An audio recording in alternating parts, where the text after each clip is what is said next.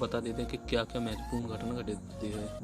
तो दोस्तों स्वराग्नि सीरियल का जो 198वां एपिसोड है वो वहाँ से स्टार्ट होता है कि जब संस्कार और देविका दोनों बाजार में जाते हैं तो देविका बोलती है कि संस्कार तुम जाओ, मैं अकेले में कुछ खरीदारी कर लूँगी। तो लेकिन जब संस्कार चला जाता है तो देविका कहीं जो खंडर सा एक घर रहता है तो उसमें उसकी तरफ जाती है तो संस्कार देख लेता है और उसके पीछे पीछे जाता है।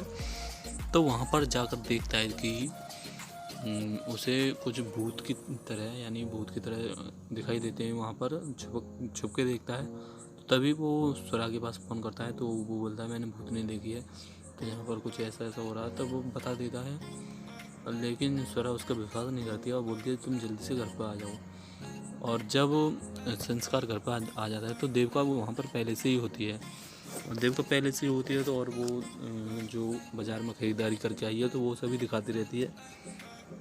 और तो संस्कार को विश्वास नहीं होता है और संस्कार उस पर शक करने लगता है। तो जब संस्कार अपने कमरे में जाता है तो बहुत कुछ सोचता है और जो देविका है वो खाना खा रही होती है और स्वरा उसके कमरे में आती है संस्कार के और बोलती है कि देविका खाना खा रही है और तुम बचे हो और तुम खा लो।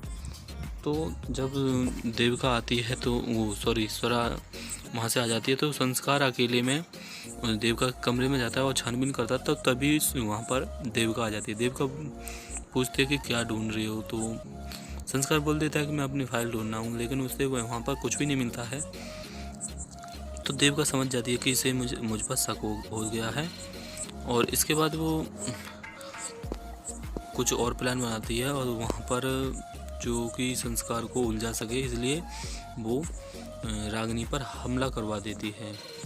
जब जो सुजाता है यानी कि संस्कार की मम्मी, तो वो चांदी के बर्तनों को स्टोर रूम में रखने को जाती हैं तो उन्हें रागिनी दिखाई दे देती है। तो रागिनी को बोल देती है कि रागिनी तुम इन बर्तनों को स्टोर रूम में रखे आओ।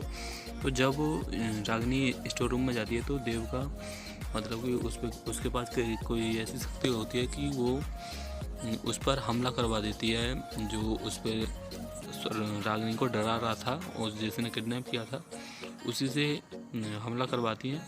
और वहाँ पर स्वरा को भी भेज देती हैं कि मुझे तकिए की ज़रूरत है, तुम तकिया ले आओ। तो स्वरा जाती है तो वहाँ पर जैसे ही स्वरा वहाँ पर जाती है तो तभी वो किडनैपर भाग जाता है और जो रागिनी है रागिनी को स्वरा पर शक हो जाता है कि स्वरा ने ही हमला किया है। तो वहाँ पर सभी को बता देती है और इसके बाद पुलिस आती है तो पुलिस को भी ऐसा ही बता देती है और उसे रागिनी को सॉरी